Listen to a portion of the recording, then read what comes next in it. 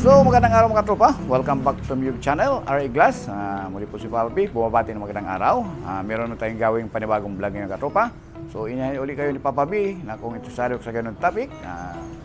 So samahan nyo ako at gawin natin itong simpleng hanging cabinet, swing door hanging cabinet, kitchen cabinet. Meron na tayong bilinag nito pero iba yung pintuan.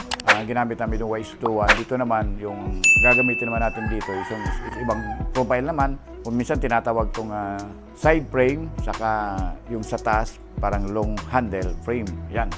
So ito na yung ating naalay na namin yung ating cabinet. 2 panels ng cabinet pero makikita mo sa loob kasi yung isa buo. Yung sa right side na makita nyo sa screen natin ay parang may dalawang hinati namin sa dalawa so dalawang shelves. So papakita natin, papabuksan ko yung ating tricks. Try natin yung kanan. So yan sinasabi natin na dalawa. Pakuan mo ito yung sa baba shelf saka sa taas.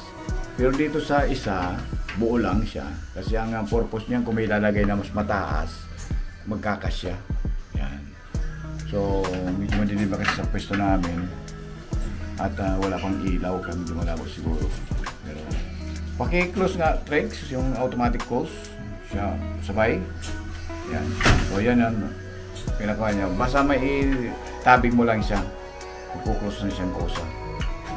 Itong nakita nyo sa screen, ito yun sa unit B kasi twin parang twin na unit ito magkatabi lang. Twin villa ang tawagin nila. Ito yung pangalawa. Yung sa kabila kasi pag pumasok ka sa unit, nasa right side. Ito naman left side. So dito na kami sa pangalawang panel. So wala lang kasing ilaw, so nahirapan yung ating camera. So pag napit natin lalong dumidilim. Wala. Limited space lang kasi. Yan. Kaya dito tayo tumatago sa dilim para at least may iwanag konti. So design kasi namin dito, parang yung pinakang opening nung pinaglalagyan, pinagdalawa lang namin. Yan. Yung isang side, kung makikita nyo yun, open lang siya kung ano yung pagkahati. Yan. Inaalay na natin. Adjust dito rin. Ganun. Yan.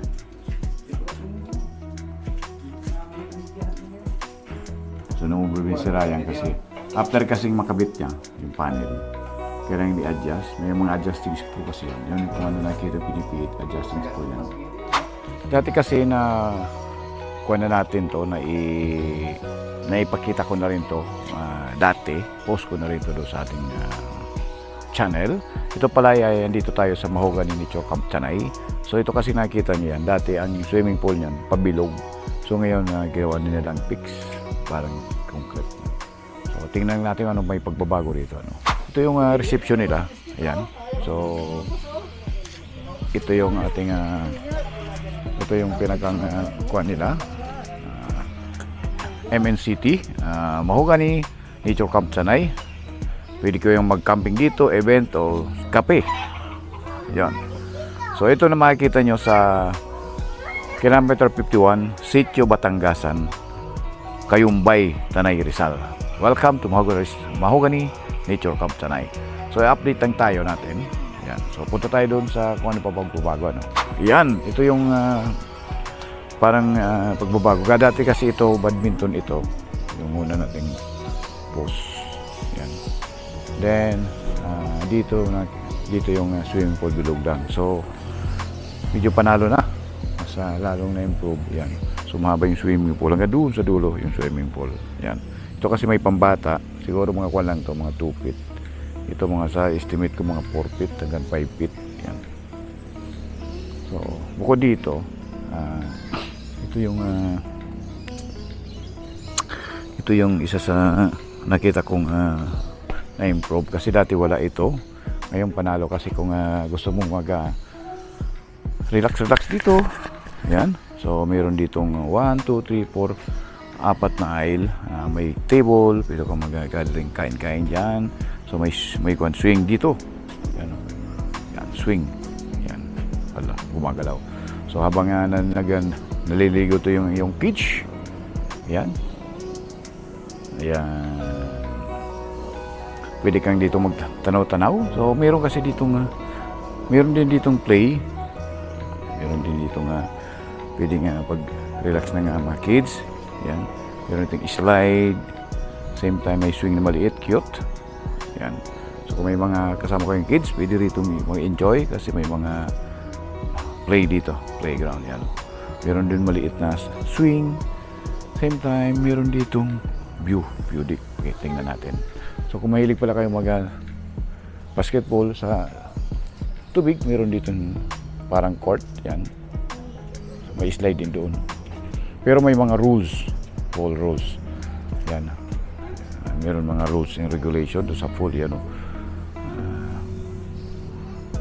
Pero akyatin natin dito. Ito yung kubo. Ayan, dito pa rin yan. Yung una nating update, andyan pa rin yung kubo niyan. Gandun. So kung mag-stay ko rito, pwede nyo itong pwede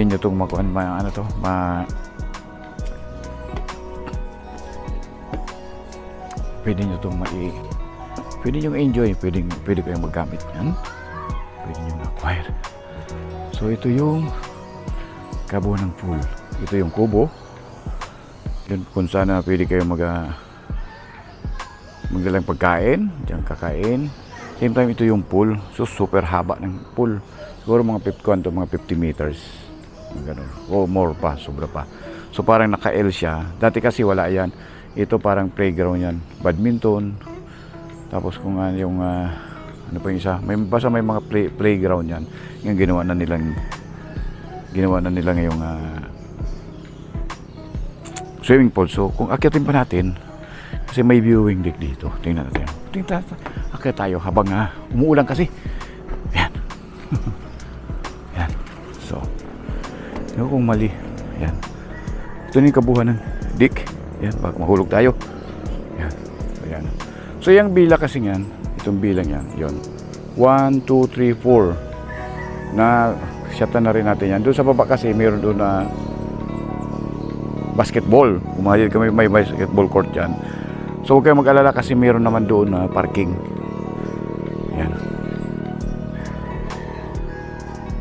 So, yun. So kung gusto mong tanong-tanong kasi ito mga siguro to mga nasa taas ng puno. Malapit lang to sa highway. Yan yung highway. Kung tutumbukin mo rito, mga 10 meters lang siguro sa highway na yan.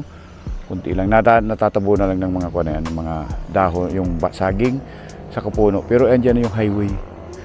Pag may dumadaan yung sakyan, makikita mo na yan. Ayun o. Ayun o. O hindi lang kasi makadaan ka dito ang daan. Pag ganun. Medyo rough road lang. Pero kasama na sa adventure yan eh. Yun. Yan. So ito, papunta lang kuwan yan. Papuntang Real Quezon. Impanta. Yan. Yung area yan. Diretso. Pero dadaan ka pa sa Sampaloc. Kung dadaan ka sa Sampaloc, ito rin daan. So marami pang kuwan yan. Marami pa dyan mga event din. Ito yung kabuuan, ikutan lang natin. Yan.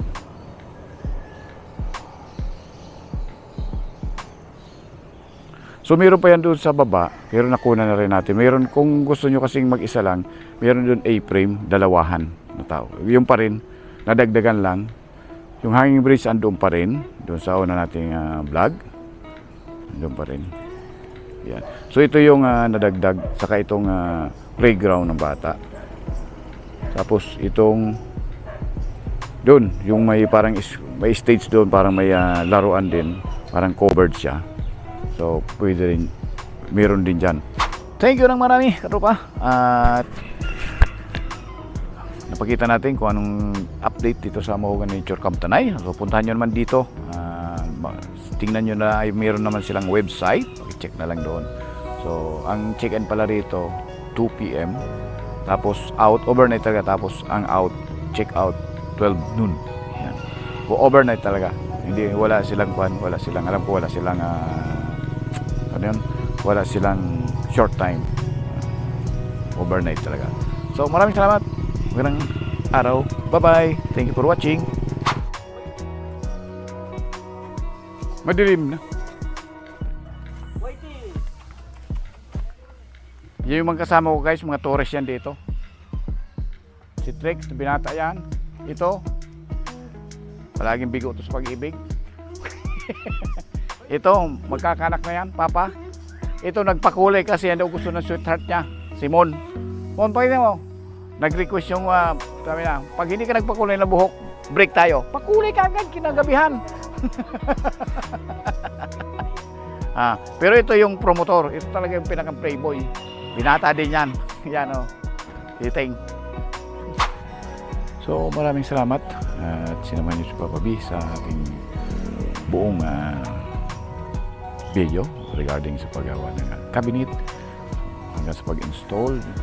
Medyo madilim lang kasi ito na namin kasi wala pa siyang ilaw doon sa loob mismo ng kitchen. So hopefully napakita ni Papa B kung paano, ano bang maginamit na materials, same time paano mag-assemble, same time pagkabit doon sa site. So itong napunta namin ay dito to sa Tanay, Mahogany Nicho Camp Tanay, Barrio Kilometer 51, Barrio Batanggasan, Tanay, Rizal. Ito yung address. So sa tandang natin dito, may swimming pool dito, pwede rin kayo dito mag-stay. Si Trick nga dito rin mag-honeymoon, yan o. Ay ka naman, Trick. Pag nagkuhan daw dito mag-honeymoon to si Trix. Kaso problema, natatakot eh. So, thank you very much. Thank you for watching. Bye-bye.